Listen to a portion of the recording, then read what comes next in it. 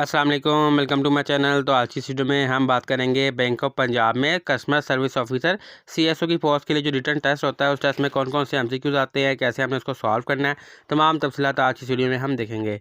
तो जो लोग भी चैनल पर न्यू आ रहे हैं काइंडली चैनल को सब्सक्राइब कर लीजिएगा और बेल आइकन के बटन को प्रेस कर लीजिएगा।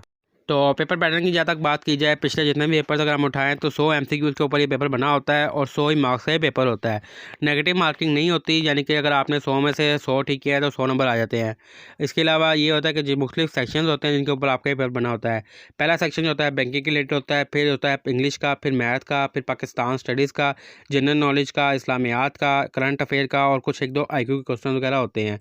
तो ये सारे सेक्शन हैं जिनके ऊपर आपका ये पेपर जो है बनकर आता है। अब मोस्टली जो एमसीक्यू ज़्यादा होते हैं वो इंग्लिश और मैथ्स के होते हैं, ताकि पता लग सके आपकी इंग्लिश कितनी अच्छी है और मैथ में आप कितने तेज़ हैं। क्योंकि बैंकिंग में जो है वो मैथ को जो है वो काफ़ी यानी कि इंपॉर्टेंस होती है, कि क्योंकि सारा कुछ हिसाब किताब पर मुश्तमिल काम होता है, तो आपकी मैथ्स वगैरह जो है वो स्ट्रॉन्ग होनी चाहिए। इंग्लिश में भी आपको जो है महारत होनी चाहिए, ताकि क्योंकि कंप्यूटर पर जो है तमाम सॉफ्टवेयर वगैरह इंग्लिश में होते हैं, ताकि आप उसको ईजिली ऑपरेट कर सकें। तो इंग्लिश और मैथ पर ज़्यादा फोकस किया जाता है। बाकी बैंकिंग के रिलेटेड क्वेश्चन होते हैं, लेकिन वो जो फ्रेशर्स के हिसाब से लिखे जाते हैं तब इतने मुश्किल नहीं होते। नॉर्मली जो बैंकिंग के मतलब आम बंदे को भी पता हो उस हिसाब से जो है वो एमसीक्यूज़ होते हैं। फिर जनरल नॉलेज, करंट अफेयर, मुल्क में क्या चल रहा है, इसी तरह स्पोर्ट्स के मतलब भी हो जाता है करंट अफेयर में, पाकिस्तान स्टडीज़ के रिलेटेड। इसके अलावा जनरल नॉलेज में आ गया और इस्लामियात के मतलब भी क्वेश्चन वगैरह हो जाते हैं। तो तमाम एमसीक्यू जो पिछले बार में मोस्टली रिपीटेड आए हैं उसमें आज की वीडियो में मैं कवर करूँगा। तमाम एक एक एमसीक्यू वो मैंने निकाले हैं जो मोस्टली रिपीटेड हैं और जिनके आने के चांस भी जो है वो ज़्यादा है। इसके अलावा आपने अपनी इंग्लिश और मैथ्स पर ज़्यादा फोकस करना है। अब मोस्टली ये होता है कि इंग्लिश में मिसाल के तौर पर आपसे जो है वर्ड्स चेंज हो सकते हैं, जैसे मैं आपको आगे चल के बताऊंगा भी एंटोनियम्स चेंज हो सकते हैं वर्ड्स, लेकिन आपने उसको तरीके से सॉल्व करना है। और मैथ्स में भी वैल्यूज़ चेंज कर दी जाती है, लेकिन मोस्टली जो पैटर्न होता है वो उसी हिसाब से आता है जो मैं आज इस वीडियो में आपके साथ शेयर करूँगा। What is a bank primary source of income? Bank का जो है वो प्राइमरी सोर्स ऑफ इनकम क्या है? ऑप्शन हमारे पास ए कस्टमर का deposit, B interest on loan, C service charges या फिर डी करेंसी एक्सचेंज फीस। तो करेक्ट आंसर है हमारे पास बी इंटरेस्ट ऑन लोन जो है वो मेन और प्राइमरी फंक्शन है जिससे आमदनी होती है बैंक की। What is the full form of IMF? IMF की जो है वो फुल फॉर्म क्या है? ऑप्शन हमारे पास A international monetary fund, B international money finance, C international monetary forum या फिर D intergovernmental money fund. तो करेक्ट आंसर है इसमें हमारे पास A international monetary fund. Which financial statement show a bank assets liabilities and equity? वो कौन सा स्टेटमेंट होता है जो शो करता है कि बैंक के पास कितने एसेट्स हैं, लायबिलिटीज़ हैं, कितने उधार है, इक्विटी, सब कुछ? तो ऑप्शन हमारे पास ए इनकम स्टेटमेंट से, बी कैश फ्लो स्टेटमेंट से, सी बैलेंस शीट से या फिर D profit and loss statement से। तो करेक्ट आंसर है इसमें हमारे पास सी बैलेंस शीट। बैलेंस शीट से पता लगता है कि बैंक के पास कितने एसेट्स, लायबिलिटीज़ और इक्विटीज़ हैं। What does forex stand for? Forex जो है वो किसके लिए स्टैंड करता है, उसकी फुल फॉर्म क्या है? ऑप्शन हमारे पास A foreign exchange market, B forward exchange rate, C fix exchange rate या फिर डी फॉरेन एक्सपोर्ट रेट। तो करेक्ट आंसर है हमारे पास A foreign exchange market. What is C R R in banking terminology? Banking terminology में C R are जो है वो किस लिए स्टैंड करता है? ऑप्शन हमारे पास A credit reserve ratio, B currency reserve ratio, C cash reserve ratio या फिर डी कैपिटल रिजर्व रेशो। तो करेक्ट आंसर है हमारे पास सी कैश रिजर्व रेशो जो है वो स्टैंड करता है बैंकिंग टर्मिनोलॉजी में। Who is responsible for monetary policy in Pakistan? Pakistan में मॉनेटरी पॉलिसी बनाने की जो है वो किसकी जिम्मेदारी होती है? ऑप्शन हमारे पास ए मिनिस्ट्री ऑफ फाइनेंस की, B state bank of Pakistan की, सी पाकिस्तान स्टॉक एक्सचेंज की या फिर डी नेशनल असेंबली की। तो दुरुस्त आंसर है इसमें हमारे पास B state bank of Pakistan की जिम्मेदारी होती है। A fix deposit is also known as? जो फिक्स डिपॉजिट होता है उसको कुछ और भी कहा जाता है। ऑप्शन हमारे पास A recurring deposit, B term deposit, C saving deposit या फिर डी करंट डिपॉजिट। तो करेक्ट आंसर है इसमें हमारे पास बी टर्म डिपॉजिट, यानी कि फिक्स डिपॉजिट होता है वो एक टर्म के लिए होता है, 5 साल 10 साल, तो उसको हम टर्म डिपॉजिट भी कह सकते हैं। What is a मोर्टेज? मोर्टेज जो है वो क्या है? ऑप्शन हमारे पास A a type of saving account, B a loan secure by real estate, C an insurance product या डी अ टैक्स डिडक्शन। तो करेक्ट आंसर है इसमें हमारे पास बी वो लोन जो रियल एस्टेट को सिक्योर करे, a loan secure by real estate. What does ATM stand for in banking? Banking में जो ATM मशीन लगी होती है उसका फुल फॉर्म क्या होता है? ऑप्शन हमारे पास A automatic teller machine, B automatic transfer machine, C automatic transaction machine या फिर डी एनी टाइम मनी। तो करेक्ट आंसर है इसमें हमारे पास A automatic teller machine. What does interest rate mean? Interest rate का मतलब क्या होता है? ऑप्शन हमारे पास the fee paid per currency exchange, currency exchange के लिए जो फीस दी जाए उस वो होती है। The cost of boring money, उधार लेने के ऊपर जो हमें रकम देनी पड़ती है वो होती है। सी है जी the cost of issuing a bond, bond issue करने की जो कीमत होती है वो होती है। या फिर the fee for banking service, banking जो सर्विस की अपनी फ़ीस लेता है, अपने चार्जेस लेता है वो होती है।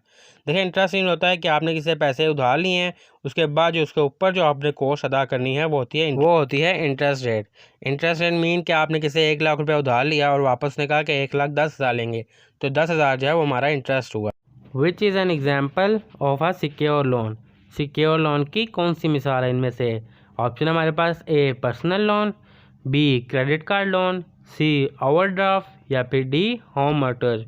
होम मॉर्टगेज होता है घर के लिए लिया गया जो लोन होता है, तो इनमें से जो सबसे सिक्योर है वो डी है, होम मॉर्टगेज। जो घर के लिए लोन लिया हो वो सबसे सिक्योर होता है। What is the primary purpose of a credit card? Credit card का जो है मेन प्राइमरी पर्पज़ क्या है? ऑप्शन हमारे पास A to withdraw cash, B to make credit purchases, C to save money या फिर D to pay bill. Correct answer है इसमें हमारे पास टू मेक क्रेडिट परचेजेस, उधार पर चीज़ें खरीदने के लिए जो इस्तेमाल होता है वो हमारा कार्ड होता है credit card. Which is the largest commercial bank in Pakistan by assets? असासे के लिहाज से पाकिस्तान का सबसे बड़ा बैंक कौन सा है? ऑप्शन हमारे पास A Allied Bank, B United Bank, C National Bank या फिर डी बैंक अल-फलाह। तो करेक्ट आंसर है इसमें हमारे पास C National Bank of Pakistan is largest commercial bank by assets. What is the main purpose of a commercial bank? एक commercial bank का main जो काम होता है वो क्या होता है?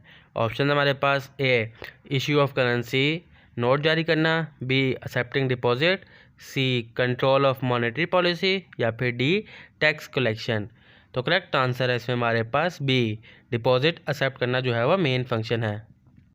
The Islamic banking concept in Pakistan operate base on?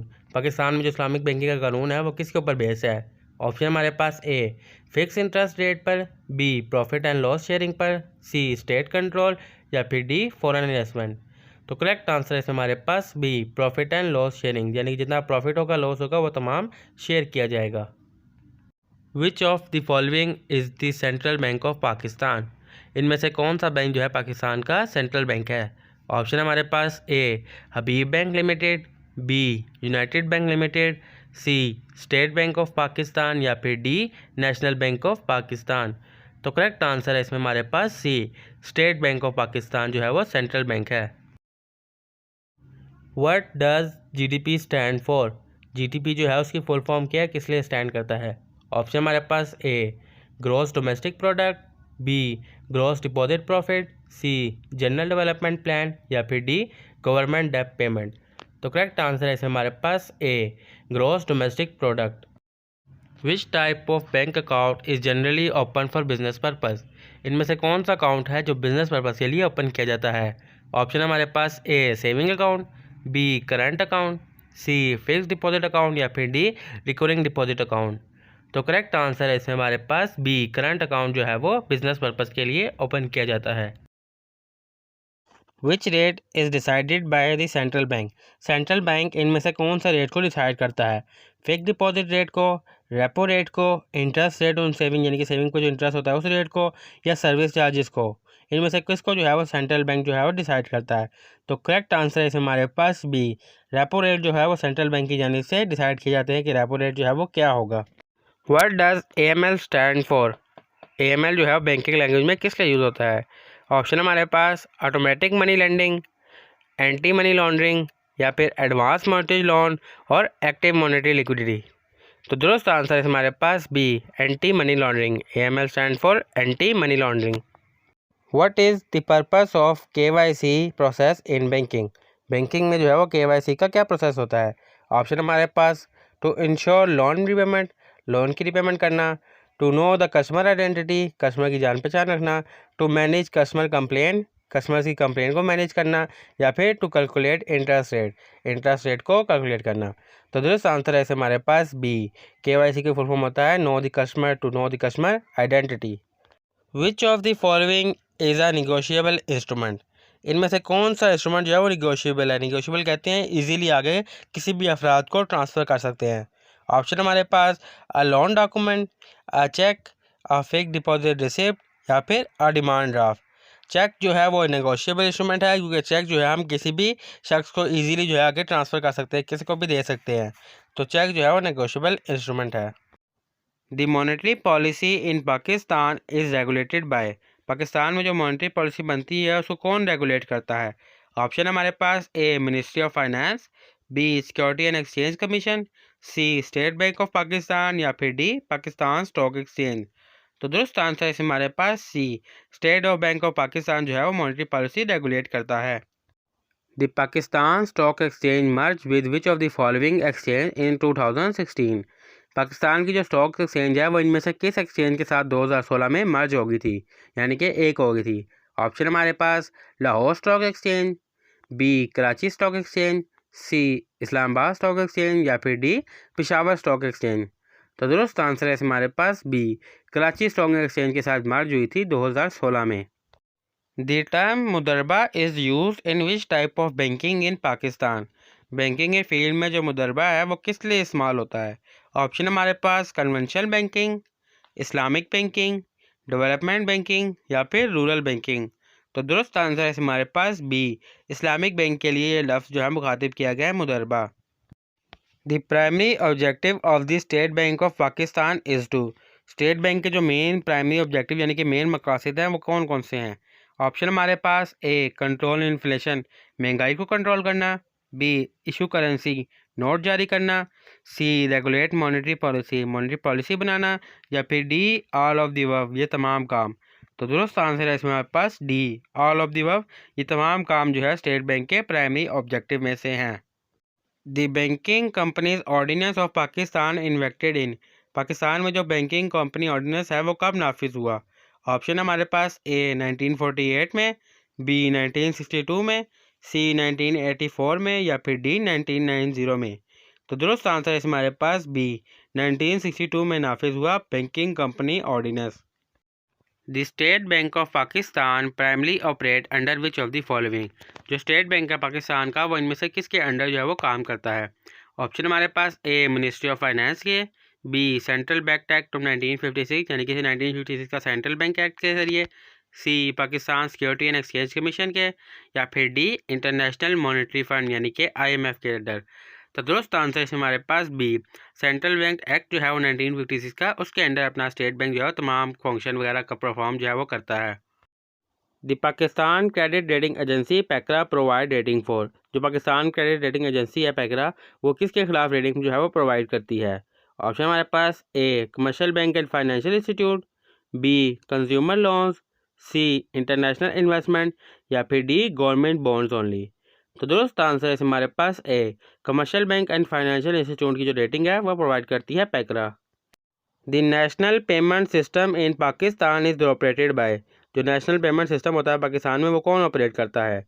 Option हमारे पास A ministry of finance, B Pakistani post, C state bank of Pakistan या फिर डी पाकिस्तान स्टॉक एक्सचेंज। तो दुरुस्त आंसर है हमारे पास C, state bank of Pakistan जो है वो नेशनल पेमेंट सिस्टम को ऑपरेट करता है। Which of the following is the official currency of Pakistan, Pakistan की जो ऑफिशियल करेंसी है वो क्या है। ए डॉलर, बी रुपी, सी टका या फिर डी दिनार। तो दुरुस्त आंसर है हमारे पास बी, रुपी जो है पाकिस्तान की ऑफिशियल करेंसी है। Which bank is known as the oldest commercial bank in Pakistan, इनमें से कौन सा बैंक जो है सबसे ओल्डेस्ट कमर्शियल बैंक है पाकिस्तान में। ऑप्शन हमारे पास A National Bank of Pakistan, B Habib Bank Limited, C United Bank Limited या फिर डी बैंक अल्फला। तो दुरुस्त आंसर है हमारे पास बी, हबीब बैंक लिमिटेड जो है वो सबसे ओल्डेस्ट कमर्शियल बैंक है पाकिस्तान में। The Pakistan Stock exchange PSX is located in, Pakistan Stock exchange जो है वो कहाँ पर लोकेटेड है यानी कि कहाँ पे वाक़ है। ऑप्शन हमारे पास ए इस्लामाबाद, बी कराची, सी लाहौर या फिर डी पेशावर। तो दुरुस्त आंसर है हमारे पास बी, कराची में वाक़ है Pakistan Stock exchange. The SBP monetary policy is publish every. SBP कहते हैं state bank of Pakistan. State bank of Pakistan की जो मॉनेटरी पॉलिसी है वो पब्लिश होती है कब? ऑप्शन हमारे पास ए ईयर, साल बाद, बी क्वार्टर, क्वार्टर कहते हैं बैंकिंग फील्ड में 3 मंथ को, यानी कि 3 महीनों बाद, सी मंथ 1 महीने बाद, या फिर डी वीक हफ्ते बाद। तो दुरुस्त आंसर है हमारे पास बी क्वार्टर। जो स्टेट बैंक की मॉनेटरी पॉलिसी है वो हर 3 मंथ बाद जो है वो पब्लिश होती है। The banking survey in Pakistan is conducted by. जो बैंकिंग के सर्वेज होते हैं पाकिस्तान में वो कौन कंडक्ट करता है? ऑप्शन हमारे पास A ministry of finance, B state bank of Pakistan, C Pakistan Bureau of Statistics, या फिर D Federal board of Revenue. जो बैंकिंग के सर्वे होते हैं वो सारे जो है वो स्टेट बैंक ऑफ पाकिस्तान करता है, क्योंकि सारे बैंकिंग को जो है वो state bank of Pakistan regulate करता है। तो उसके मतलब जो भी शिकायत आती है, जो भी सर्वे करवाना होता है, वो स्टेट बैंक ऑफ पाकिस्तान करवाता है। The Pakistan Stock exchange is regulated by. Pakistan का जो स्टॉक एक्सचेंज है वो कौन रेगुलेट करता है? A ministry of finance, B state bank of Pakistan, C Security and Exchange Commission of Pakistan, या फिर D Federal board of Revenue. तो दुरुस्त आंसर है हमारे पास C Security and Exchange Commission SECP जो है वो पाकिस्तान स्टॉक एक्सचेंज को रेगुलेट करती है।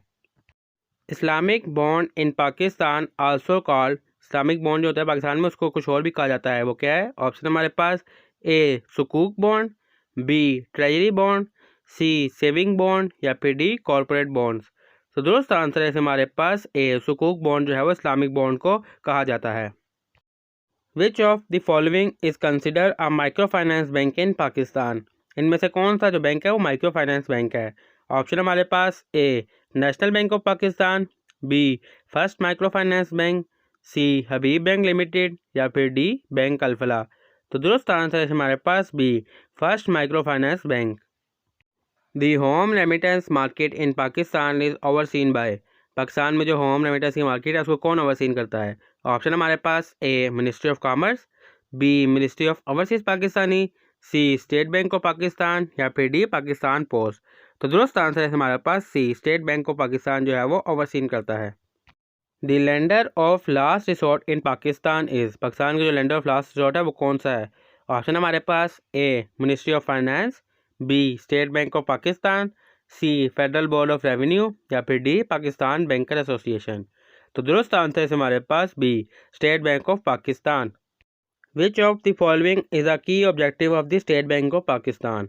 इनमें से कौन सा ऑब्जेक्टिव जो है वो स्टेट बैंक का मेन मकासद में से है?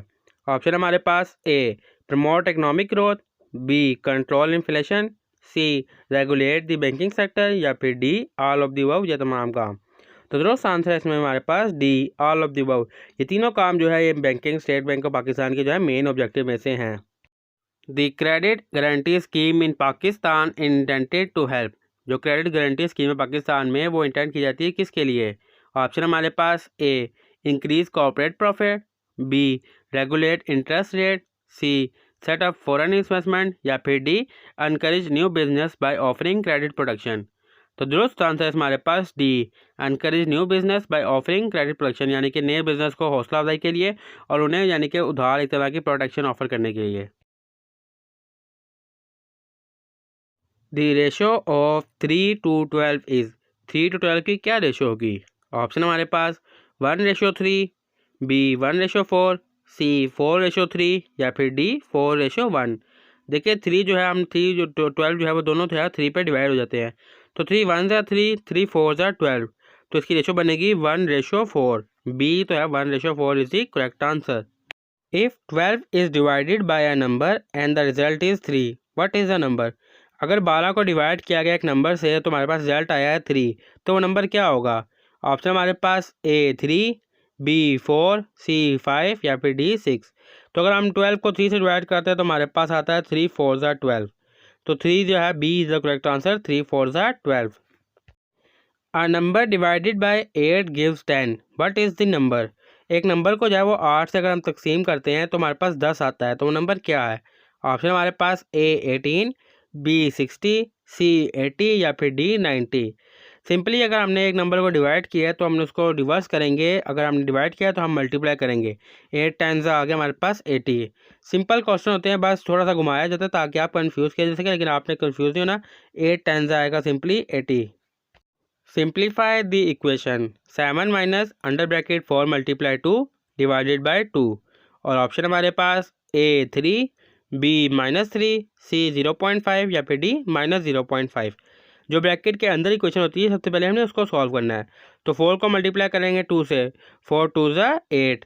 फिर 8 को डिवाइड करेंगे 2 से, हम डिवाइड पहले होता है माइनस बाद में होता है, तो डिवाइड पहले करेंगे। 8 को डिवाइड करेंगे 2 से तो हमारे पास आ गया 4।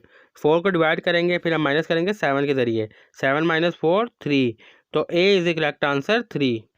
If an angle in a parallelogram is 60 degree, what is the measure of its opposite angle?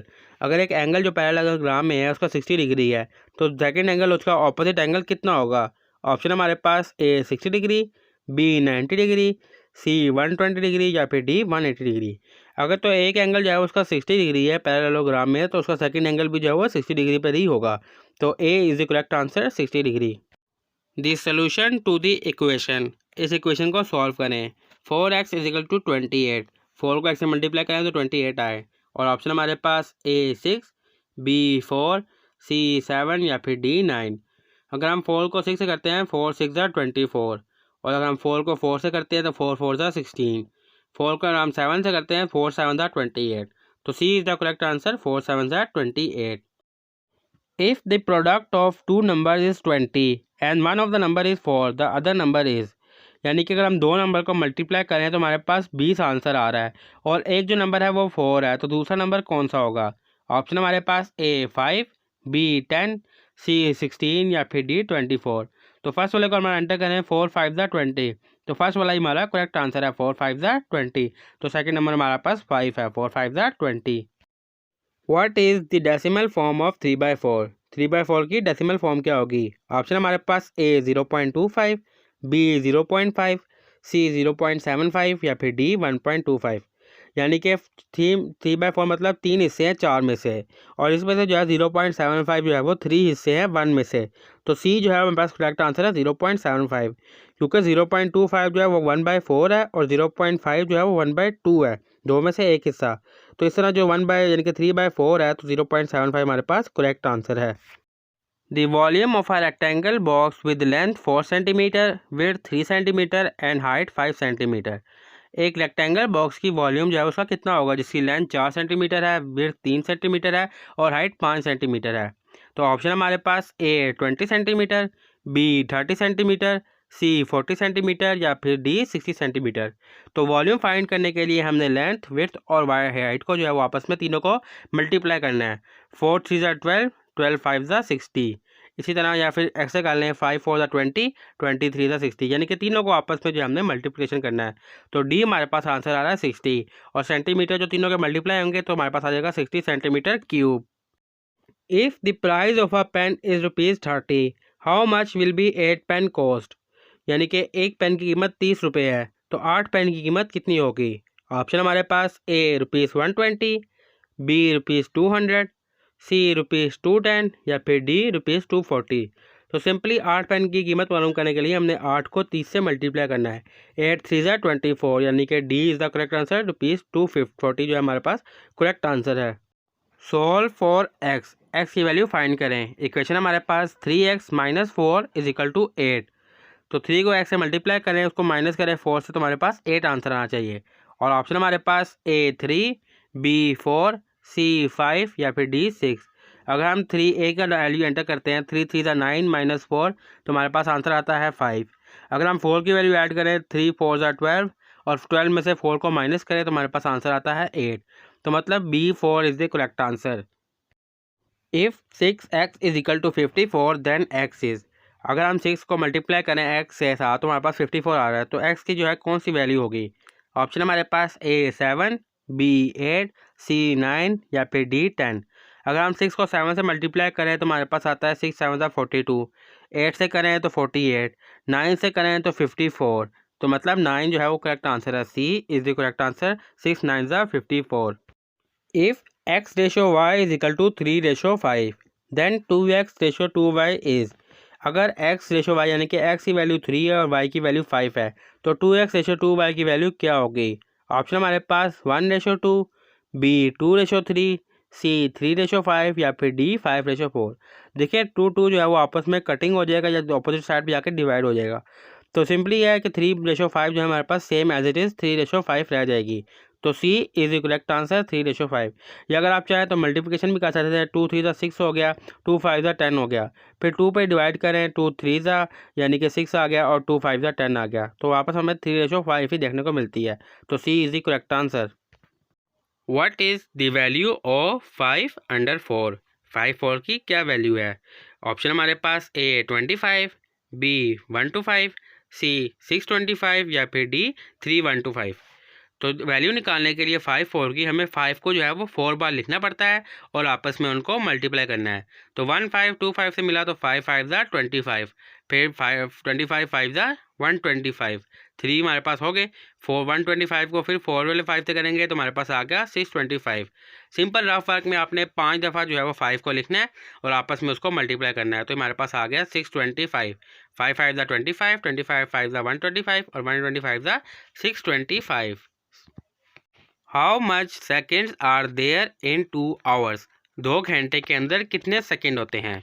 Option हमारे पास ए 1200, बी 2400, सी 3600 या फिर डी 7200। 1 घंटे के अंदर 60 मिनट होते हैं और हर मिनट के अंदर 60 सेकंड होते हैं। तो सबसे पहले हमने 60 को जो है वो 60 से मल्टीप्लाई करना है, तो हमारे पास 1 घंटे के आ जाएंगे।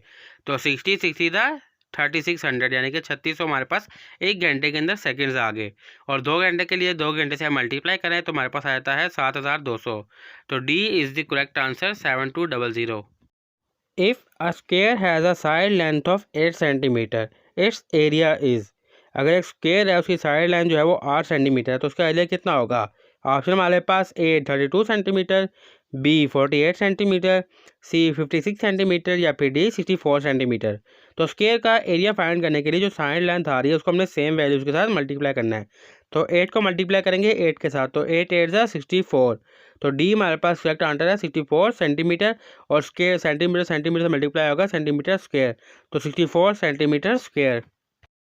The parameter of a circle is also called, जो पैरामीटर होता है सर्कल का उसको कुछ और भी कहा जाता है। और ऑप्शन हमारे पास ए रेडियस, बी सर्कमफ्रेंस, सी डायामीटर या फिर डी सेक्टर।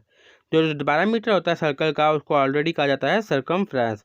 तो बी हमारे पास है करेक्ट आंसर, पैरामीटर को कहा जाता है circumference. If 12 plus x is equal to 25 then x is, अगर 12 के साथ एक वैल्यू ऐड करें तो 25 आ जाएगा। तो सिंपली हमने 25 में से 12 को माइनस करना है। और ऑप्शन हमारे पास ए 11, बी 12, सी 13 या फिर डी 14। तो 12 प्लस 13 इज इक्वल टू 25। तो C is the correct answer, 12 plus 13 is equal to 25। The parameter of a rectangle is given by, जो कि रेक्टेंगल का पैरामीटर निकाला जाता है वो किस तरीके से निकाला जाता है? ऑप्शन हमारे पास ए लेंथ और प्लस विड्थ, लेंथ और विड्थ को जमा करके, B 2 multiply length plus width यानी कि 2 लेंथ को और प्लस विड्थ को जमा करके, सी 2 मल्टीप्लाई ब्रैकेट के अंदर लेंथ मल्टीप्लाई विड्थ के ज़रिए, या फिर D 2 multiply length plus width. तो जो आंसर है हमारे पास डी, लेंथ और प्लस विड्थ को पहले जमा किया जाता है, फिर जो आंसर निकलता है उसको 2 से मल्टीप्लाई किया जाता है। तो इसी तरीके से हमें रेक्टेंगल का जो है वो पैरामीटर मिल जाता है। If a man walk 3 kilometre in 30 minutes, his speed in kilometre per our is, एक आदमी आधे घंटे में 3 किलोमीटर चलता है तो उसकी पर घंटा रफ्तार जो है वो कितनी होगी?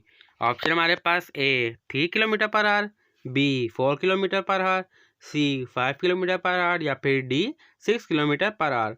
अगर एक आदमी आधे घंटे में जो है वो 3 किलोमीटर चलता है तो 1 घंटे में वो डबल चलेगा 6 किलोमीटर। तो दुरुस्त आंसर है हमारे पास डी, 6 किलोमीटर पर आवर जो है वो उसकी स्पीड है। What is the rapid roll of 5/6? 5/6 का रैपिड रोल क्या है? और ऑप्शन हमारे पास ए 5/6, बी 6/5, सी 5/11 या फिर डी 11/6। अगर आप में से किसी को रैपिड रोल का नहीं पता तो सिंपली समझ लें कि आप इसको ऑपोजिट कह सकते हैं। जैसे 5/6 का ऑपोजिट होगा बी 6/5। बाकी जो इतना मैथ समझे हुए उनको ज़्यादा वाला डिटेल में पता होगा, लेकिन सिंपल के लिए आप समझ लें 5/6 का ऑपोजिट है 6/5। सॉल्व करें इस इक्वेशन को। 18 divided by bracket open 3 multiply 2 bracket close. और ऑप्शन हमारे पास A2, B3, C12 या फिर D18।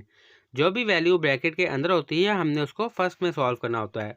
तो 3 को पहले मल्टीप्लाई करेंगे 2 से, 3 2 ज़ा 6, फिर 6 को डिवाइड करेंगे 18 पे, 6 3 ज़ा 18।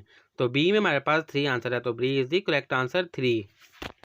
Convert 0.75 to a percentage. 0.75 को परसेंटेज में कन्वर्ट करें। और ऑप्शन हमारे पास ए 0.75%, बी 7.5%, सी 75% या फिर डी 750%। अगर हमने किसी वैल्यूज़ को परसेंटेज में कन्वर्ट करना है तो सिंपली हम उसको 100 से मल्टीप्लाई करेंगे। तो जब हम 0.75 को 100 से मल्टीप्लाई करते हैं तो हमारे पास आंसर आता है 75। तो सी आएगा हमारा answer correct. 75 is the percent is the correct answer C. Find the missing number in the series. Missing number में से सीरीज़ को फाइंड करें। और सीरीज़ हमारे पास 3, 7, 15 और 31। और ऑप्शन हमारे पास ए 36, बी 56, सी 62 या फिर डी 63। अगर हम सीरीज़ को देखें, जो सीरीज़ के बाद नेक्स्ट नंबर आ रहा है वो पहले वाले नंबर से यानी कि एक नंबर ज़्यादा है। जैसे 3 और 7 में डिफरेंस है 4 का है, 3 4 7। इस तरह 7 और 15 में 8 का है, 15 और 31 में 16 का है, 16 का। यानी कि 31 में हमने 32 को ऐड करना है तो हमारे पास नेक्स्ट नंबर आ जाएगा। तो 31 के बाद हम ऐड करें 32 तो हमारे पास आता है 63। तो डी में हमारे पास 63, तो D is the correct answer 63। If a is equal to 2 and b is equal to 3 then the value of a plus b whole square. और ऑप्शन हमारे पास a 13, b 16, c 20 या फिर d 25। ए और प्लीज़ को हम प्लस करें तो 2 + 3 हो गया 5, और होल स्क्वायर का मतलब होता है सेम वैल्यूज़ को आपस में मल्टीप्लाई करना। तो 5 5 ज़ा 25। तो D is the correct answer 5 5 ज़ा 25। A bag has 3 red ball and 5 blue balls. The probability of picking a red ball is। एक बैग है जिसमें 3 लाल बॉलें हैं और 5 जो है वो ब्लू बॉल्स हैं। अगर हम उस बैग में से एक बॉल को निकालेंगे तो कितनी % चांस है रेड बॉल का। और ऑप्शन है हमारे पास ए 1/3, बी 3/5, सी 3/8 या फिर डी 5/8। देखिए टोटल बॉल जो है वो 5 और 3 8 है और रेड बॉल उसमें 3 है। तो करेक्ट आंसर है इसमें हमारे पास 3/8, यानी कि 8 बॉलों में से 3 जो चांस है वो रेड बॉल का है। तो C is the correct answer 3/8। The value of 81 under square. Under square होता है कि सेम वैल्यूज़ को हम मल्टीप्लाई करें तो हमारे पास 81 आए। तो हमारे पास ऑप्शन हमारे पास ए 8, बी 9, सी 10 या डी 11। अगर हम ए को मल्टीप्लाई करें 8 को, 8 8 ज़ा 64, और हम बी को मल्टीप्लाई करें 9 9 ज़ा तो 9 9 ज़ा 81। तो B is the correct answer B 9 9 ज़ा 81। The parameter of a square with the side length of 6 centimetre. एक स्क्वायर का पैरामीटर कितना होगा जबकि उसकी एक साइड जो है वो 6 सेंटीमीटर है। ऑप्शन हमारे पास ए 12 सेंटीमीटर, बी 16 सेंटीमीटर, सी 24 सेंटीमीटर या फिर डी 36 सेंटीमीटर। अगर एक लाइन जो है वो 6 सेंटीमीटर है और स्केल की जो है वो 4 साइड होती है, यानी कि डब्बे की बॉक्स की 4 साइडें होती है, तो 6 को मल्टीप्लाई करेंगे 4 से, तो 6 4 ज़ा 24। तो C is the correct answer 24 centimetre. If the radius of a circle is double its area become. अगर एक सर्कल का जो रेडियस है वो डबल हो जाए तो उसका एरिया कितना हो जाएगा। ऑप्शन हमारे पास ए 2 एज मच, डबल हो जाएगा, बी 4 टाइम एज मच, 4 गुना हो जाएगा, सी हाफ एज मच, उससे आधा हो जाएगा, या फिर डी स्टे द सेम, उतना ही रहेगा। तो दुरुस्त आंसर इस हमारे पास बी 4 टाइम एज मच, उसका 4 गुना हो जाएगा उसका area. The HCF highest common factor of 24 and 36 is. अब ये जो है हाईएस्ट कॉमन फैक्टर, ये पेपर में अक्सर लिखा नहीं आएगा और वैल्यूज इसकी चेंज भी हो सकती हैं। हाईएस्ट कॉमन फैक्टर कहते हैं कि वो वैल्यू जिस दोनों को जो है वो डिवाइड कर दे। ऑप्शन हमारे पास ए 6, बी 12, सी 24 या फिर डी 36। और 6 पे देखें दोनों डिवाइड हो जाते हैं, 6 4 ज़ा 24 और 6 6 ज़ा 36। इसके अलावा नेक्स्ट 12 की बात की जाए तो 12 पे भी दोनों डिवाइड हो जाते हैं, 12 2 ज़ा 24 और 12 3 ज़ा 36। 24 पे ये डिवाइड नहीं होते, 24 से 24 को डिवाइड कर सकता है, 36 को नहीं। इसी तरह 36 जो है वो 36 को डिवाइड कर सकता है, 24 को नहीं। तो जो इनमें दोनों में से हाईएस्ट है वो 12 है, यानी कि 6 और 12 में 12 हाईएस्ट है। तो B is the correct answer 12। ये वैल्यूज चेंज हो सकती है, आपने याद रखना है HCF हाईएस्ट कॉमन फैक्टर, यानी कि जो हाईएस्ट इनमें से दोनों को डिवाइड कर सके। If A is equal to 4 and B is equal to 5। अगर a की वैल्यू 4 है और b की 5 है, then find the value of a plus B in bracket और a minus B in bracket. और ऑप्शन हमारे पास a -1, b 9, c -9 या फिर d 18। अगर हम वैल्यूज़ को पुट करें 4 + 5 ऐड करें तो 9 हो गया, और 4 में से अगर हम 5 को माइनस करें तो हमारे पास बन गया -1। तो अगर हम 9 को मल्टीप्लाई करेंगे -1 के साथ तो हमारे पास आ जाएगा -9, क्योंकि -1 के साथ जो है मान के साथ माइनस का साइन है, तो 9 के साथ भी माइनस का साइन आएगा। तो हम मल्टीप्लिकेशन करेंगे तो 9 मल्टीप्लाई -1 तो हमारे पास आ जाएगा -9। तो C is the correct answer -9। If x is equal to 3 and y is equal to 4 then the value of x square plus y square is. अगर x की वैल्यू 3 है और y की 4 है तो एक्स स्क्र और वाई स्क्र को हम प्लस करें तो हमारे पास क्या वैल्यू आएगी। ऑप्शन हमारे पास a 9, b 12, c 16 या फिर d 25। स्क्र निकालने के लिए x को यानी कि 3 को हम मल्टीप्लाई करेंगे 3 से, तो 3 3 ज़ा 9। y का स्क्र निकालने के लिए 4 4 को मल्टीप्लाई करेंगे 4 4 ज़ा 16, तो 16 + 9 हमारे पास आ गया 25। तो डी में हमारे पास 25 है, तो D is the correct answer 25। A shopkeeper bought a book of ₹500 and sold it at 20% profit. Then the selling price is। एक आदमी ने जो है किताब खरीदी 500 रुपये की और उसको 20% मुनाफे के साथ बेच दिया, तो जो सेलिंग प्राइस होगी वो क्या होगी। ऑप्शन हमारे पास ए ₹550, बी ₹600, सी ₹700 या फिर डी ₹750। अपने 500 का जो है वो 20% निकालना है। किसी भी वैल्यूज़ का जो 10% होता है वो उसकी सेम वैल्यूज़ का यानी कम हो जाता है। जैसे 500 का 10% हो गया 50, तो 50 + 50 100 यानी कि 20% हो गया उसका 100, तो 500 + 100 यानी कि 600। तो B is the correct answer ₹600। Simplify, इस इक्वेशन को हमने सिंप्लीफाई करना है। 3 + 6 डिवाइडेड बाई 2 मल्टीप्लाई 3 - 4, इस इक्वेशन को हमने सॉल्व करना है। और ऑप्शन हमारे पास a 5, b 6, c 7 या फिर d 8। जब भी ऐसे इक्वेशन आ जाए सबसे पहले आपने जो डिवाइड है पहले डिवाइड करना है, फिर आपने इक्वेशन को आपस में जो मल्टीप्लाई है मल्टीप्लाई करना है, फिर प्लस और माइनस में से आप दोनों जो आप मर्जी चाहें आगे पीछे करके कर सकते हैं। जैसे 6 को हम डिवाइड करते हैं 2 से तो हमारे पास आ गया आंसर 3, फिर हमने मल्टीप्लाई करना है 3 3 ज़ा 9 9। अब जो है आप चाहे माइनस पहले कर लें या प्लस कर लें। जैसे हमने 9 को माइनस किया 4 से तो हमारे पास आंसर आ गया 5, उसमें हमने 3 को ऐड कर दिया, हमारे पास आंसर आ गया 8। अगर हम चाहें तो इसको बाद में भी कर सकते हैं। जैसे 9 में हमने पहले 3 को प्लस कर लिया, 9 + 3 12 और 4 को हमने माइनस कर दिया बाद में, तो हमारे पास आंसर आ गया 8। तो दोनों क्वेश्चन में आंसर जो हमारे पास 8 ही आ रहा है। सबसे पहले हमने डिवाइड करना है, फिर मल्टीप्लाई करना है, फिर प्लस माइनस में से आप जो चाहे पहले कर सकते हैं। पहले माइनस कर लें चाहे या चाहे पहले प्लस कर लें, लेकिन डिवाइड और मल्टीप्लाई जो है पहले करनी है फिर मल्टीप्लाई करना है। इस तरीके से आपने इस इक्वेशन को जो है वो सॉल्व करना होता है। वैल्यूज़ इसमें चेंज आ जाएंगी लेकिन सॉल्व आपने इसी तरीक़ाकार के ज़रिए करना है।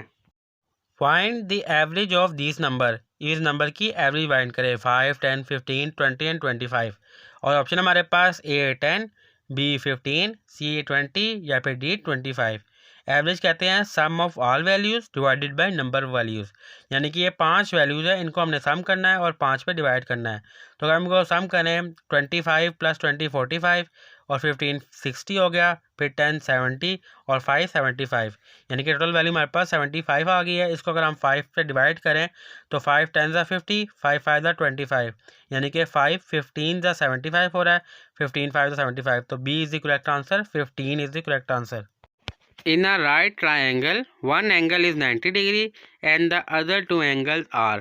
अगर एक राइट ट्राइंगल है उसका एक एंगल 90 पर जा रहा है तो बाकी के दो जो हैं उसके एंगल्स क्या होंगे।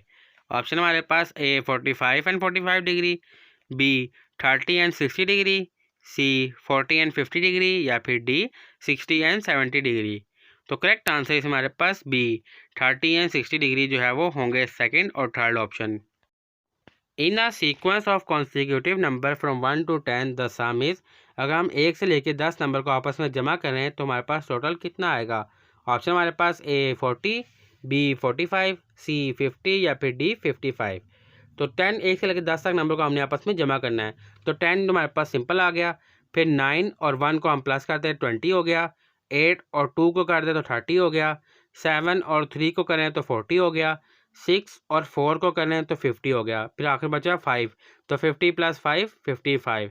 1 से लेकर 10 तक हम सिंपली नंबरों में कैलकुलेट किया तो हमारे पास आंसर आ गया D 55। If 25% of a number is 15 then the number is. एक नंबर को हमने 25% निकाला तो हमारे पास 15 आ गया, तो वो नंबर हमारे पास क्या है? ऑप्शन हमारे पास A 40, B 50, C 60 या D 70। सिंपल 25% जो होता है वो किसी भी नंबर का चौथा हिस्सा होता है, यानी कि 4 हिस्से करें तो 1 हिस्से होता है। तो सिंपली हमने 15 को मल्टीप्लाई करना है 4 के साथ।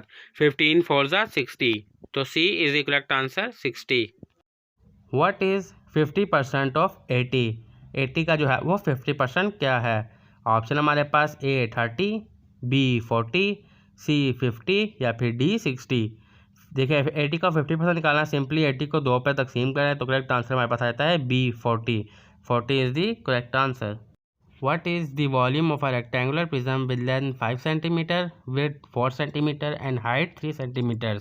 और ऑप्शन हमारे पास A 40 cm, B 50 cm, C 60 cm या फिर D 70 cm। अगर हमें किसी का भी रेक्टेंगल या किसी का भी वॉल्यूम निकालना हो तो लेंथ और विड्थ को आपस में मल्टीप्लाई किया जाता है। तो 5 4 हो गया हमारे पास 20, और हाइट जो है वो 3 सेंटीमीटर है, और हाइट जो है वो हमारे पास रेक्टेंगल के 3 हाइट्स होती हैं। तो 3 से हम मल्टीप्लाई करेंगे 20 3 ज़ा 60, तो करेक्ट आंसर हमारे पास आ गया C 60। What is the mean of the numbers 10 20 30 40 and 50? इनमें से मीन नंबर्स क्या है? ऑप्शन हमारे पास A 20, B 25, C 30 या फिर D 40। मीन होता है sum of all values divided by number of values. तो हमारे पास ये 5 वैल्यूज़ हैं, 10 20 30 40 50। इनका अगर हम टोटल करें 10 20 30 हो गया, 30 30 60 और 40 100 और 50 150। 150 को हम 5 पे तकसीम करें तो बनता है 30, 30 5 ज़ा 150। तो C जो है वो करेक्ट आंसर है। What is the square root of 15? 15 का स्क्वायर रूट क्या होगा? ऑप्शन हमारे पास A 150, B 175, C 225 या फिर D 300। स्क्वायर रूट होता है सेम वैल्यू को आपस में मल्टीप्लाई करना। अब कैलकुलेटर तो होगा नहीं, तो सिंपल में कहते हैं 15 को 15 से मल्टीप्लाई करना है। तो पहले 15 को 10 से करेंगे 150 हो गया, प्लस 15 को 5 से करेंगे 75। 150 + 75 तो हमारे पास बन गया 225 225। तो C is the correct answer 225। What is the volume of a cube with side length 3 centimetre? एक क्यूब की जो है वो टोटल वॉल्यूम कितनी होगी जिसकी एक लेंथ जो है वो 3 सेंटीमीटर की है? ऑप्शन हमारे पास A 12 centimetre, B 18 centimetre, C 27 centimetre या फिर D 30 सेंटीमीटर। देखिए अगर हम क्यूब को देखें तो क्यूब की जो टोटल स्पेस होती है उसके 9 यानी कि लेंथ होती है, 9 साइड्स होती हैं। तो हम 9 को 3 से मल्टीप्लाई करेंगे, 9 3 ज़ा 27। तो C is the correct answer 9 3 ज़ा 27। What is 0.25 + 0.75? अगर हम 0.25 और 0.75 को प्लस करें तो हमारे पास कौन सी वैल्यू आएगी? ऑप्शन हमारे पास A 0.50, B 0.75, C 1.00 या D 1.50। तो देखो 0.25 और 75 को प्लस करें तो हमारे पास आता है 1। तो C is the correct answer 1.00। Solve for x की वैल्यू इसमें फाइंड करें। 5x + 3 = 18, और ऑप्शन हमारे पास A 2, B 3, C 4 या फिर D 5। तो हम करते हैं 5 पे A डालते हैं, 5 2 ज़ा 10 + 3 ये होगा 13। अगर हम 3 वैल्यू को ऐड करें 5 3 ज़ा 15 + 3 18। तो B is the correct answer 3। 5 3 ज़ा 15 + 3 हो गया हमारे पास total 18।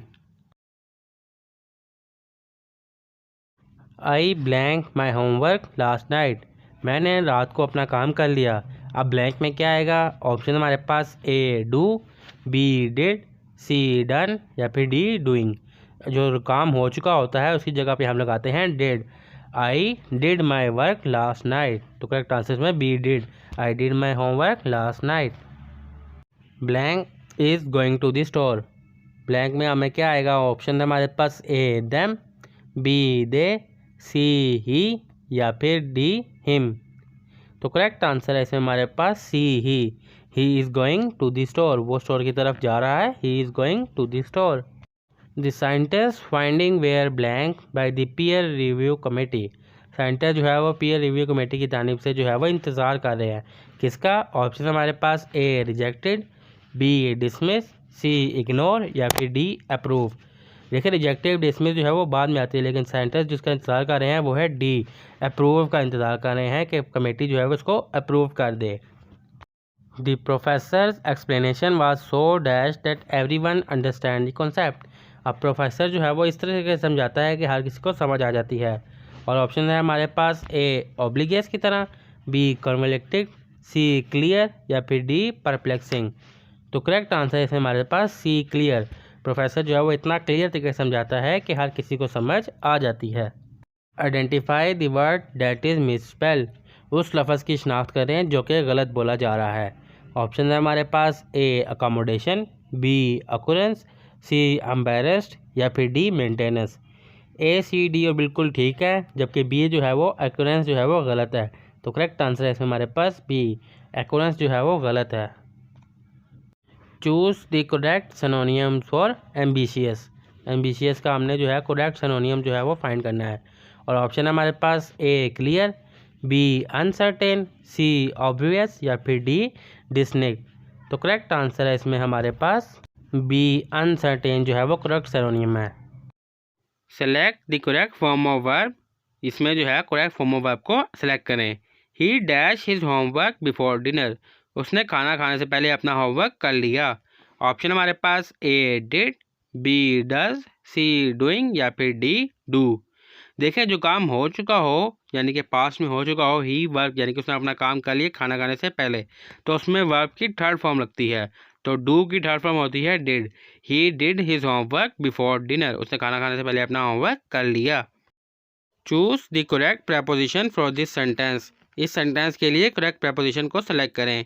They were sitting dash the table. वो टेबल पर बैठे हुए हैं। इसमें कौन सी प्रपोजिशन आएगी? ऑप्शन हमारे पास A on, B in, C under या फिर डी एट। तो करेक्ट आंसर है हमारे पास D they were sitting at the table. Not on the table ना इन द टेबल, आएगा at the table. They were sitting at the table. Identify the antonyms of artificial. Artificial का antonym find करें इनमें से। Option हमारे पास A natural, B fake, C scientific या फिर डी मैन मेड। एंटोनियम्स कहते हैं हम ऑपोजिट को। तो आर्टिफिशियल का ऑपोजिट होगा यानी कि आर्टिफिशियल एक फेक चीज़ है, आर्टिफिशियल डुप्लीकेट। तो और उसका एंटोनियम्स होगा जो कि कुदरती होगा यानी नेचुरल। तो ए इसका करेक्ट आंसर है, क्योंकि बी फेक इसका सिनोनियम द सेम है। सी साइंटिफिक है और डी मैन मेड यानी कि बनाया गया जो है वो भी फेक ही होता है इस तरीके से। इसलिए जो आर्टिफिशियल का ओरिजिनल होगा वो होगा नेचुरल, जो कि कुदरती तौर पर मौजूद हो। तो एंटोनियम है आर्टिफिशियल का a natural. Which sentence is in the passive voice. इनमें से कौन सा सेंटेंस जो है वो पैसिव वॉइस है? और सेंटेंस हमारे पास A the dog chase the cat, B the cat was chase by the dog, C the cat chase the dog या फिर D the dog is chasing the cat. Passivise होता है एक sentence को जो है रिवर्स कर देना यानी कि उल्टा कर देना। तो आप तमाम सेंटेंस को पढ़ें तो बी वाला हमें मिलता है the cat was chase by the dog. इस सेंटेंस को जो है वो रिवर्स कर दी गया, पैसिव वॉइस में कर दिया गया। तो B is the correct answer, the cat was chase by the dog. Which sentence is in the future continue tense. इनमें से कौन सा जुमला जो है वो फ्यूचर कंटिन्यू टेंस का है यानी कि जो फ्यूचर में आगे होने वाला है? ऑप्शन हमारे पास A she will be sleeping by 10 PM, वो 10 बजे तक सो जाएगी। B she sleeps every night, वो रोज़ रात को सोती है। C she is sleeping right now, वो अभी सो रही है। या फिर D she was sleeping at 10 PM, वो 10 बजे सोती है। तो करेक्ट आंसर है हमारे पास A she will be sleeping by 10 PM, वो 10 बजे सो जाएगी। तो जो सब यानी कि विल भी होगा यानी कि 10 बजे सोने वाली है, तो वो जो हमारे पास फ्यूचर का है यानी कि फ्यूचर में होगा। शी विल बी स्लीपिंग, वो 10 बजे सो जाएगी। What is the plural form from child. Child की जो है प्लूरल फॉर्म क्या है? ऑप्शन हमारे पास childs, B children, C childes या फिर डी चाइल्ड्स। तो करेक्ट आंसर है हमारे पास बी चाइल्ड की जो प्लूरल फॉर्म है वो है children. Fill in the blanks. They have been friends blank childhood, वो दोस्त हैं बचपन से। ऑप्शन हमारे पास ए इन आएगा, बी सिंस, सी फॉर और डी ऑन। देखिए सेंटेंस को देखें तो हमारे पास जो है वो पास्ट की बात हो रही है यानी कि वो काम जो फास्ट से हो रहा है। तो अगर जब पास्ट हो और साथ में कोई टाइम हो तो टाइम के साथ फॉर आता है। अगर टाइम ना हो कोई वाक़या हो तो उसके साथ आता है since. They have been friend since childhood. अगर कोई टाइम होता तो टाइम के साथ हमने फॉर लगाना था। तो अभी जो है वो वाक़ये की बात हो रही है, तो they have been friend since childhood, वो बचपन से जो है वो बेस्ट फ्रेंड है। Fill in the blanks. The teacher ask blank we had finish our homework. Blank में क्या आएगा? ऑप्शन हमारे पास A did, B if, C for और डी विद। अगर दो सेंटेंस को जो है हमने ज्वाइन करना हो तो सीधा लगता है if. The teacher ask if we had complete our homework, not with not did, सिर्फ आएगा if. Identify the verb in this sentence. इस जुमले में से वर्ब को आइडेंटिफाई करें।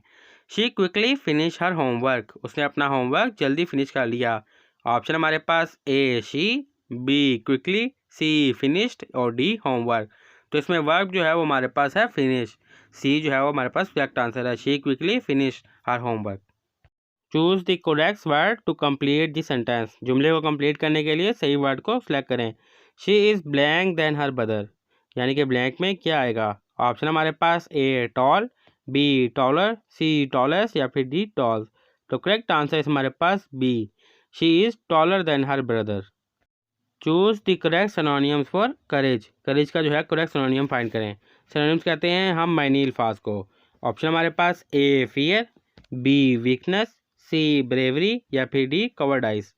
आप देखिए करेज कहते हैं हौसले को, और इनमें से ब्रेवरी जो है उसका मतलब भी होता है हौसला, जबकि बाकी तीन जो है फियर, वीकनेस, ये कमज़ोरी की इलामत है। ये इसके एंटोनियम्स हैं।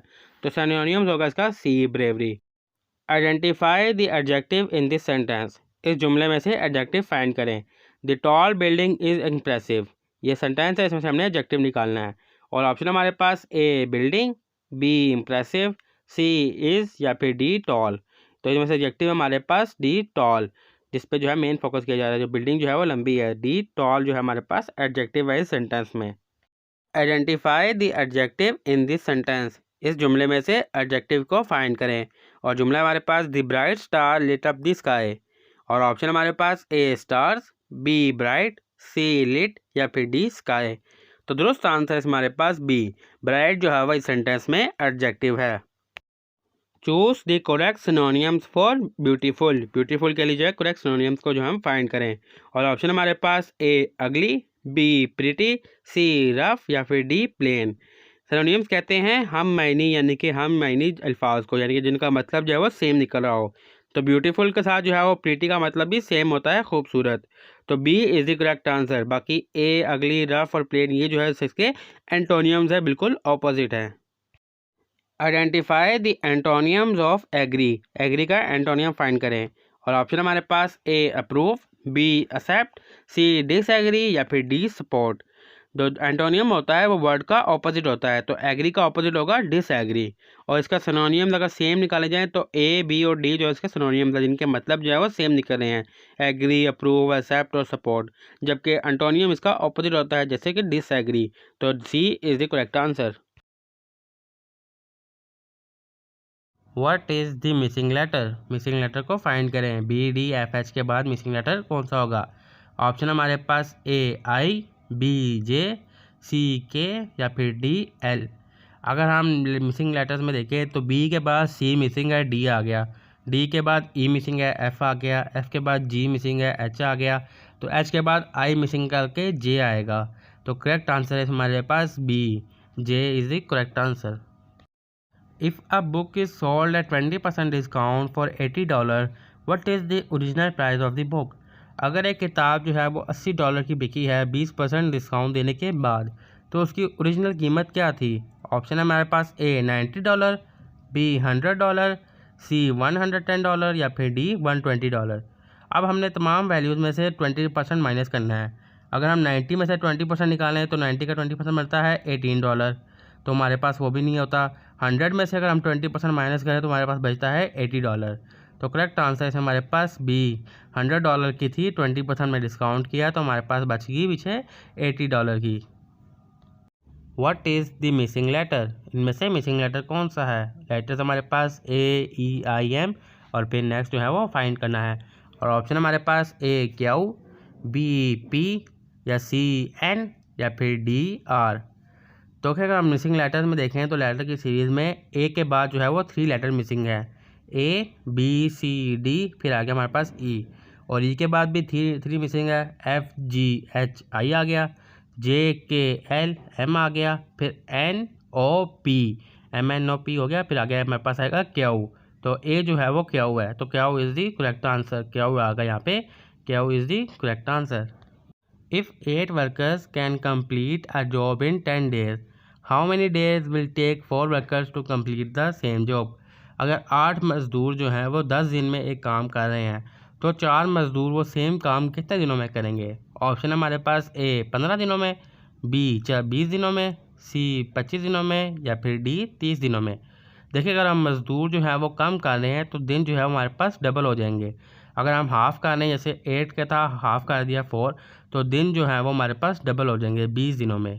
तो करेक्ट आंसर है हमारे पास बी, 20 डेज़ में वो काम जो है वो कंप्लीट करेंगे। If a clock show 3:15, what is the angle between the horse and the minute hand. अगर एक घड़ी पर जो है वो 3:15 बजे हैं, तो घड़ी में जो घंटे वाली घड़ी है सुई है और मिनट वाली है, उसका जो है वो एंगल क्या होगा। ऑप्शन है हमारे पास ए 30 डिग्री, बी 37.5 डिग्री, सी 45 डिग्री, या फिर डी 90 डिग्री। अगर दोनों सुइयाँ जो है देखिए 3 पर होंगी तो ये बनेगा हमारे पास 37.5 डिग्री। ये उनके लिए जिन्होंने डिग्रीज वगैरह किए हो तो वो इजीली इसको समझ सकते हैं। तो इस पर हमारे पास जो डिग्री बन रही होती है वो ये 37.5 degree. What number should come next in the sequence. इस सीक्वेंस में नेक्स्ट नंबर कौन सा होगा 1 2 4 8 के बाद। ऑप्शन हमारे पास ए 10, बी 12, सी 14, या फिर डी 16। अब इस सीक्वेंस में अक्सर गलती हो जाती है कि समझ रहे होते हैं यहाँ पे इवन नंबर चाह रहे हैं 2 4 8, नेक्स्ट आएगा 10। लेकिन अगर इवन नंबर होते तो उसमें 1 नहीं आता, ओड नंबर उसमें नहीं आता। यहाँ पे ये डबल चल रहा है, यानी कि सेम नंबर आपस में प्लस होकर, जैसे 1 + 1 2 हो गया, 2 + 2 4, 4 + 4 8, फिर नेक्स्ट आएगा 8 + 8, 8 + 8 आएगा 16। तो डी इसमें करेक्ट आंसर है, 10 नहीं है। अगर 1 नहीं होता तो फिर मे बी 10 आ जाता, क्योंकि वो फिर इवन नंबर चल रहे होते हैं। What come next in the series. इस सीरीज़ में नेक्स्ट नंबर कौन सा होगा 1 3 6 10 15 के बाद नेक्स्ट जो है वो कौन सा होगा। ऑप्शन हमारे पास ए 18, बी 20, सी 21, या फिर डी 25। अगर हम सीरीज़ को देखें तो सीरीज़ में जो डिफरेंस आ रहा है 1 और 3 के दरमियान 2 का है, और 3 और 6 के दरमियान 3 का है, और 6 और 10 के दरमियान 4 का है। यानी कि यहाँ पे काउंटिंग चल रही है 2 3 4, 10 के बाद 5 आ गया 15, और 15 के बाद आएगा 6 नंबर, तो 15 + 6 21। तो C is the correct answer, 21 is the correct answer. If a car travel 60 kilometre in 1 hour, how far will it travel in 5 hours. अगर एक गाड़ी 1 घंटे में 60 किलोमीटर चलती है तो 5 घंटे में वो गाड़ी कितने किलोमीटर चलेगी। ऑप्शन हमारे पास ए 200 किलोमीटर, बी 250 किलोमीटर, सी 300 किलोमीटर, या फिर डी 400 किलोमीटर। अगर 1 घंटे में 60 किलोमीटर चल रही है तो सिंपल हम 60 को 5 से मल्टीप्लाई करेंगे, तो 60 5 30, यानी कि 300। तो 300 किलोमीटर सी में है, तो C is the correct answer. 5 घंटे में 300 किलोमीटर गाड़ी जो है वो चलेगी। Which number fit in the series. कौन सा नंबर इस सीरीज़ में फिट होगा। और सीरीज़ हमारे पास 5 11 19 और 29। और ऑप्शन हमारे पास ए 39, बी 41, सी 45, या फिर डी 50। अगर हम सीरीज़ के डिफरेंस को देखें 5 और 11 में जो डिफरेंस है वो 6 का है, और 11 और 19 में जो डिफरेंस है वो 8 का है, यानी कि 6 8, और फिर नेक्स्ट जो डिफरेंस आ रहा है वो 10 का है, यानी कि यहाँ पे इवन नंबर चल रहे हैं 6 8 10। नेक्स्ट जो डिफरेंस होगा वो होगा फिर 12 का, तो 29 + 12 हमारे पास आ गया 41। तो बी में जो है हमारे पास 41 है, तो B is the correct answer. If you have 3 red balls, 4 blue balls and 2 green balls, how many balls do you have in total. और ऑप्शन हमारे पास ए 7, बी 8, सी 9, या फिर डी 10। देखिए अगर हम बॉल्स को कलेक्ट करें तो 3 रेड्स हैं और 4 ब्लू हैं, ये हो गया हमारे पास 7, और 2 ग्रीन, तो बन गई 9। तो करेक्ट आंसर है हमारे पास सी, 9 is the correct answer. What number should replace the question mark. वो कौन सा नंबर है जो इस क्वेश्चन मार्क को रिप्लेस करे 9 18 36 क्वेश्चन मार्क और 144। और ऑप्शन हमारे पास ए 72, बी 80, सी 90, या फिर डी 96। अगर हम सीरीज़ को देखें तो नेक्स्ट नंबर आ रहा है वो पिछले वाले से डबल आ रहा है, 9 9 18, 18 18 36, 36 को करें तो हमारे पास आता है 72, और 72 को करें तो हमारे पास आता है 144। इसका मतलब ए जो है वो हमारा करेक्ट आंसर है 72। If a car travel 60 kilometre in 1 hour, how far it travel in 4 hours. एक गाड़ी जो है वो 1 घंटे में 60 किलोमीटर चल रही है, तो 4 घंटे में वो कितने किलोमीटर चलेगी। ऑप्शन हमारे पास 60 किलोमीटर, 120 किलोमीटर, 180 किलोमीटर और 240 किलोमीटर। तो आंसर के लिए सिंपली हमने 60 को 4 से मल्टीप्लाई करना है। 6 4 ज़ा 24। तो करेक्ट आंसर है हमारे पास डी 240 किलोमीटर।